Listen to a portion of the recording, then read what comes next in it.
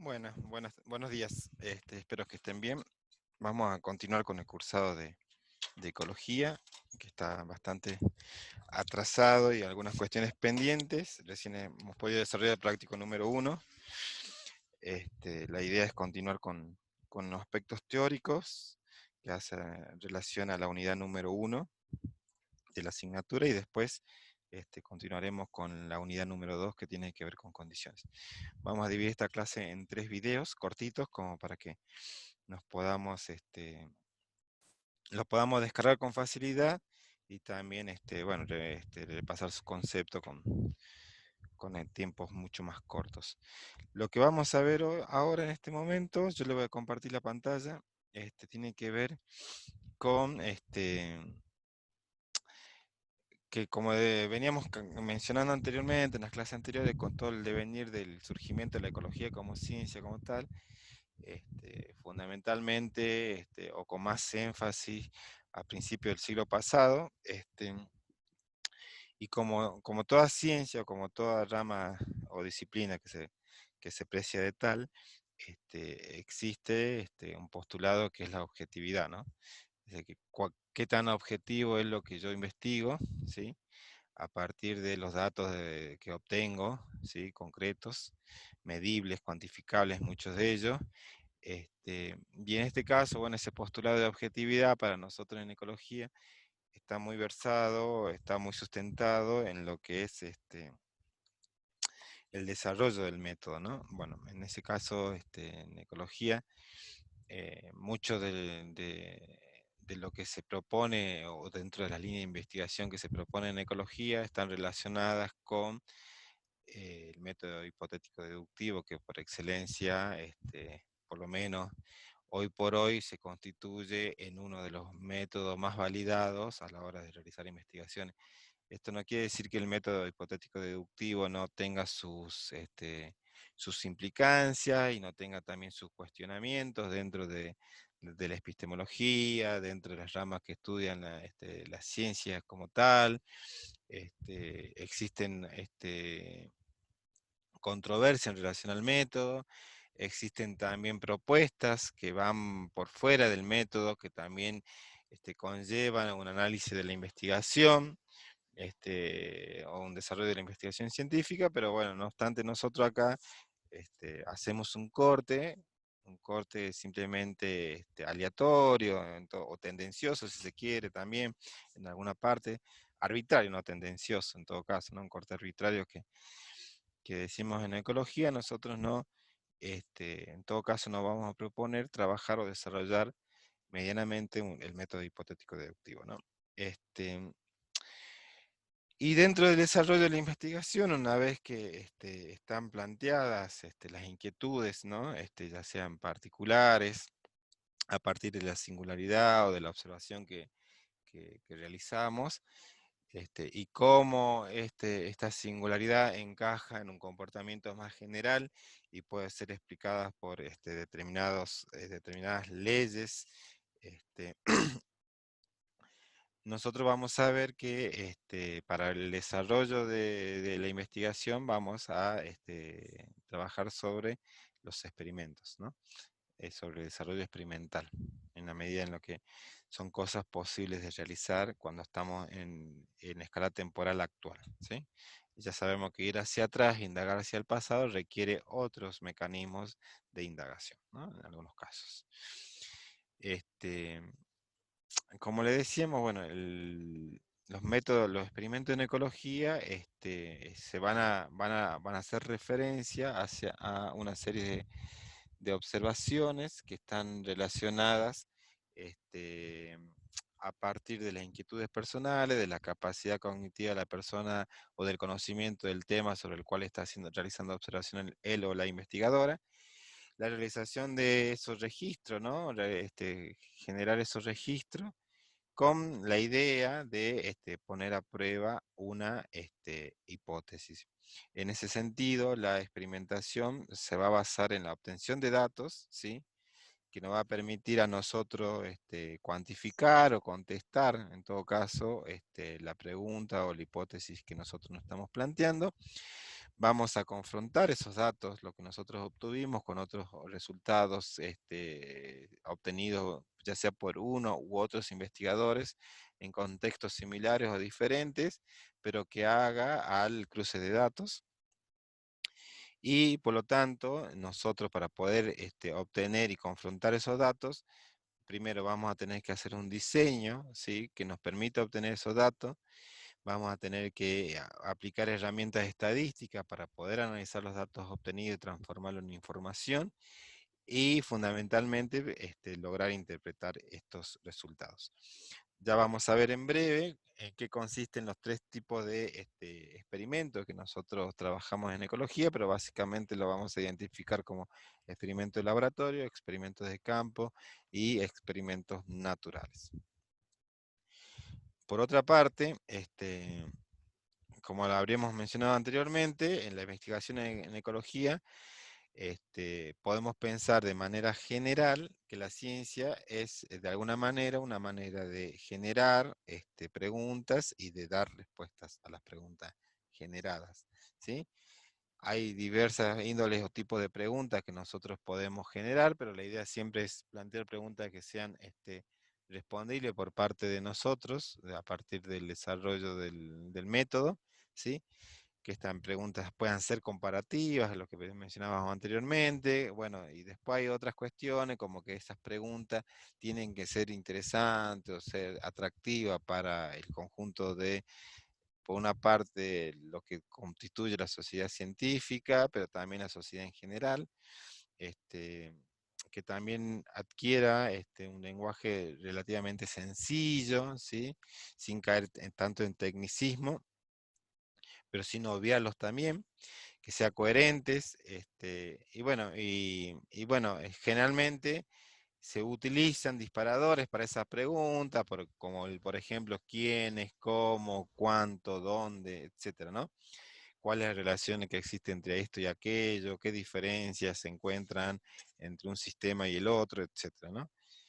Y después, bueno, siempre hay preguntas que son un poco más reflexivas, que en este curso no son las que van a ser abordadas, sobre todo en aquello que tienen que ver, sobre todo en el por qué, ¿no? Y finalmente, bueno, trabajar un poquito con lo que nosotros entendemos por dentro del método hipotético deductivo, donde se hace un planteo de una hipótesis, que esta hipótesis ya sea que es una proposición general, ya sea a partir de una particularidad o de la universalidad de lo que estamos observando, que esta proposición general puede verificarse solamente de manera indirecta, solamente, es decir, que solamente la podemos identificar a partir del estudio o el análisis o el examen de lo que son sus predicciones. O sea, una hipótesis a nosotros nos permite poner a prueba una idea, ¿sí? Y solamente vamos a poder decir cuáles son las consecuencias de esta hipótesis, ¿no? Si esta hipótesis resultase verdadera. Nosotros, por ejemplo, les pasamos el otro día, yo estoy buscando dónde está, discúlpenme un ratito. Sí, vamos a tratar de poner una nota que a mí me pareció interesante como ejemplo. Esta. Creo que ustedes acá me están viendo, esperemos que así sea. A ver, déjenme. Que les comparte, siempre tengo un problema con esto. A ver, a ver, a ver. Acá. Ahora vamos a compartir esto. Sí. Una noticia que salió, un artículo periodístico que salió sobre un artículo científico que se publicó recientemente y que da cuenta de cómo el asteroide que habría causado la extinción de los dinosaurios habría sido el precursor del surgimiento de las selvas tropicales de la Amazonía, ¿sí? Entonces, ahí tenemos dos hipótesis que a partir de sus predicciones, la primera de ellas que tiene que ver con la extinción de los dinosaurios, a partir de sus predicciones, ha tomado fuerza y hoy por hoy se constituye en el cuerpo teórico que da sustento a que la extinción de los dinosaurios fue causada por un evento, en este caso astronómico, a partir de la caída de un asteroide en la península de Yucatán en México, ¿no? Hemisferio norte. De hecho, ahí ustedes van a ver una imagen de lo que habría sido el impacto, etc. Entonces, ustedes saben, o sea, hay registros fósiles de organismos de gran envergadura y también de pequeña envergadura, pero de gran envergadura principalmente, que han sido los reptiles, en estos casos los saurios, los dinosaurios, que han existido en un tiempo remoto en la Tierra y de los cuales no quedan ejemplares vivos, ¿no? Entonces, bueno, esa desaparición, que al parecer encima fue masiva, necesitaba una respuesta, ¿no? Una explicación. Ahí la ciencia es donde se encarga justamente de, a partir de los instrumentos y las herramientas tanto tecnológicas como cognitivas que posee, para poder reconstruir en este caso parte de la historia natural de nuestro planeta. Entonces, una de las hipótesis que surge en su momento es que a partir de registro sedimentario y a partir también de la fisiografía de determinados lugares de la Tierra, en este caso más bien Yucatán, se plantea que la hipótesis que la caída de un meteorito, de un gran asteroide, proveniente del espacio exterior sobre la superficie terrestre, habría sido el que ocasionó la desaparición de los dinosaurios, porque la caída en sí misma habría provocado, por una parte, la erupción de volcanes, terremotos y grandes mareas o tsunamis, que en forma masiva y en forma conjunta, simultánea, habrían ocasionado una de las mayores extinciones, por lo menos de organismos de gran tamaño y en cadena, que se produjo en la historia de la Tierra, ¿sí? Esta hipótesis, como no se puede corroborar de manera directa, si no tenemos la capacidad de ver que efectivamente cayó el asteroide, son corroboradas a partir de sus predicciones. Bueno, esas predicciones, eso, ¿no? Podría ser el estudio, la datación de en qué periodo del Triásico fueron o se sucedieron hechos volcánicos, ¿no? Entonces, bueno, rocas volcánicas que daten de esa fecha van a ser esos indicadores que sustentan la predicción, porque yo voy a decir que mi predicción va a ser encontrar gran cantidad de material volcánico referido a esa época, ¿no? Qué sé yo. Bueno, el registro de los fósiles encontrados también que daten más o menos de esa época, supongamos, ¿no? Bueno, entonces eso también va a ser una característica. Este, eh, Otra predicción sería que si cayó un asteroide encontraron una gran cuenca con material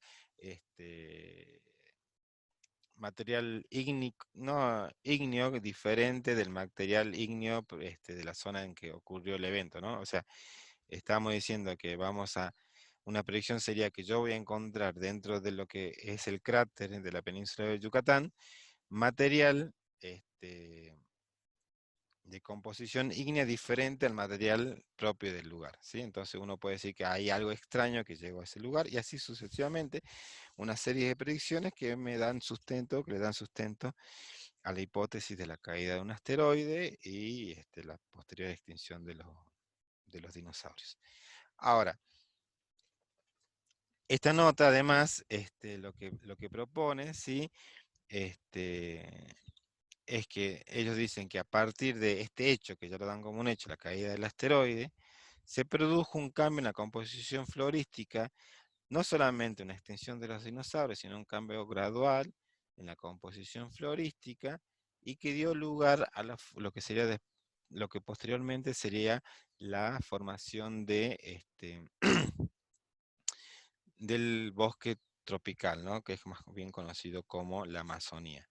Y este trabajo, bueno, se sitúa geográficamente en Panamá y en Colombia principalmente, y los indicadores o las predicciones que hace, si es que efectivamente hubo un cambio en la composición florística, es que a partir del análisis del registro polínico, va a haber y a partir del análisis del registro polínico, donde uno puede identificar, si bien no la especie a veces puede identificar a qué grupo de planta pertenece, ellos van a decir que la predicción no va a decir que previo a la caída del asteroide había una composición florística, sí, que se identifica, de nuevo, reitero, a partir del análisis polínico, y posterior a la caída del asteroide va a haber otra composición florística, lo que me estaría dando sustento a lo que yo estoy mencionando como hipótesis, ¿no? Hay un cambio en la composición de la vegetación. Bueno, Y acá dice, bueno, después de que una roca espacial de 12 kilómetros de ancho golpeara la Tierra hace 66 millones de años, el tipo de vegetación que formaba los bosques cambió drásticamente, ¿no? Ese es justamente ese cambio en la composición, es la predicción, ¿sí? Y bueno, ahí dice nuestro equipo, esto tiene que ver con justamente la metodología aplicada. Nuestro equipo examinó más de 50.000 registros de polen y más de 6.000 fósiles de hojas de antes y después del impacto. Antes y después. Si hay un cambio, mi predicción es cierta, ¿sí? Con lo tanto, mi hipótesis toma este sustento. Bueno, y así a lo largo de este estudio, ¿qué hallazgos se hicieron? Dice, los científicos descubrieron que las plantas de coníferas y los helechos eran comunes antes de la caída del asteroide, pero que después del evento devastador la diversidad de plantas se redujo en aproximadamente un 45%, o sea que más del 50% de las plantas también se extinguieron, ¿sí? Con la caída del asteroide, y que los bosques que se recuperaron durante los siguientes 6 millones de años, pero en este caso quedaron restringidas las angiospermas, ¿sí? O sea, quedaron restringidas, perdón, las gimnospermas, dando lugar a el establecimiento y la diversificación en número de especies de las angiospermas, ¿sí? De las plantas con flor. Y bueno, y así a lo largo del estudio, de esta nota que simplemente resume para divulgación un aspecto que nos parece súper interesante. Entonces, en ese sentido, para terminar con esto, nosotros cuando hacemos planteo una hipótesis, que es lo que justamente nosotros nos permite poner una prueba y decimos, si nosotros estamos en lo correcto, de acuerdo a lo que estamos pensando, es esto lo que explica ese fenómeno o mecanismo que yo estoy estudiando, y como yo no lo puedo medir o registrar de manera directa, sino a través este, de sus consecuencias, nosotros planteamos predicciones, ¿sí? Entonces, lo que yo voy a tratar de trabajar siempre son los resultados esperados bajo el supuesto de que nuestra hipótesis sea verdaderas, ¿sí? Entonces, es allí donde ustedes pueden hacer uso de la literatura que nosotros citamos, y yo les recomiendo que no solamente lean el artículo periodístico, sino un par de publicaciones que tienen que ver con autores argentinos que trabajan y desarrollan un poquito más el tema. Por una parte están los trabajos de Farji Brenner y de Galeto, que tienen o que vienen a trabajar o a profundizar el concepto no solamente de hipótesis, sino que también a diferenciar lo que son las hipótesis estadísticas de las hipótesis este, en el desarrollo de la teoría de la ecología, y sino que también van a encontrarse con un trabajo de Feisinger que él propone como alternativa al método hipotético deductivo el desarrollo de lo que él va a llamar el ciclo de indagación. De todas maneras son lecturas complementarias, pero que no me parece mal que ustedes las puedan desarrollar en este momento. Y con eso terminamos esta primera parte, como habíamos dicho anteriormente, y vamos ahora a desarrollar la unidad número